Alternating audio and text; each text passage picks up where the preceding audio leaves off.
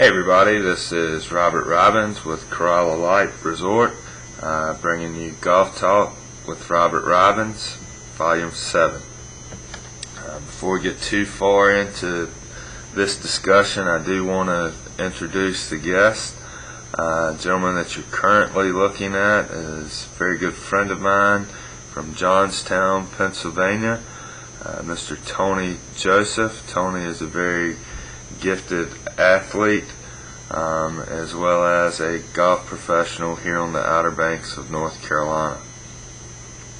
A gentleman who is not pictured as of yet, but will be shortly, Mr. Bernard Longer. Mr. Longer has 81 professional victories. He's also has 2 major championship victories, both of which occurred in Augusta, Georgia, where he won the 1985 Masters as well as the 1993 Masters. Okay, this week's discussion is the importance of spine angle as well as alignment. I'm going to start out just to briefly discuss alignment. This is something Tony is always working on in his setup. You can see in the dress position on the right, his shoulders are extremely closed in reference to the target line. Now that I've drawn a line across his shoulders, you can see how that line is directed well left of the line that we have on the ground to reference back to for alignment. What this does in Tony's golf swing is often on the way back he gets stuck inside. You can see once I've put the golf club into motion how the golf club is underneath the swing plane.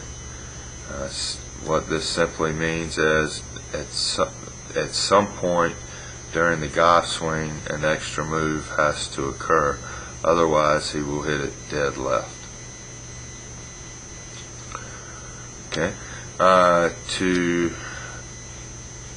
show the importance of spine angle, I'm now going to bring in Mr. Longer. Mr. Longer, I do want to point out, is right-handed, but for the purpose of this video we're going to make him left-handed.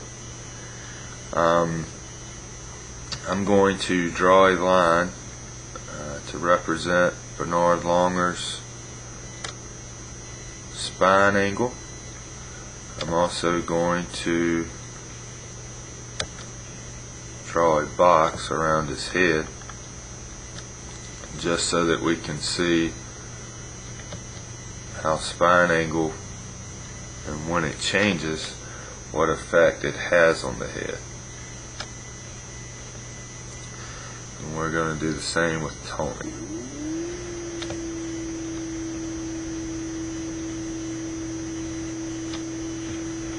Now let's put up a line to represent a spine angle. There we go. Once I put these golf swings into motion, let's pay very close attention to how Longer spine angle at the top of the swing is directed away from the target, and it appears to me that Longer has maintained his spine angle throughout his entire backswing. When we look at Tony's, by the time he's gotten to the top of the swing, we can see how his spine angle has begun to lean towards the target. How this affects the head in the golf swing, you notice Tony's head is moved out of the front of the box, where Longer's has pretty much stayed inside the box. It may have moved back just a little bit. Tony's head again is moving forward, Longer's head is moving back. This is all related to spine angle and turning around the spine in the backswing. You can see where Longer at impact appears to be well behind the golf ball. You can certainly see how Tony at impact has a tendency to get out in front of it. This combined with his shoulders being closed at address, again brings up the tendency to hit the golf ball out to the left. At times in Tony's golf swing, the golf ball stays left. The extra move that occurs from time to time is the closing of the club face, which causes him to hit hooks. This is happening in an effort not to hit it dead left. So that's all I have for this week's discussion. Again, spine angle. Let's try to turn around our spine. Let's try to alleviate the spine from moving during the backswing or changing positions.